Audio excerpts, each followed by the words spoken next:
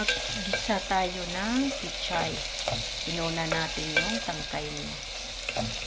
Lagyan ko na siya ng oyster sauce. At lalagyan natin siya ngayon ng black pepper. At ayan, may black pepper na siya. Kita niyo. Kaya ilalagay na natin yung tangkay, yung dahon niya.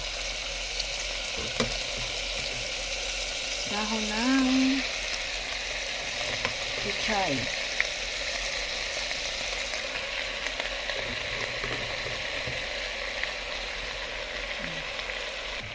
At ayan, lagyan na natin siya ng konting, lagyan natin ng konting oyster sauce na pala.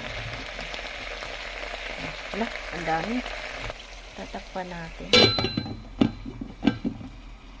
Na, ready na siya. Patayin na natin ang apoy.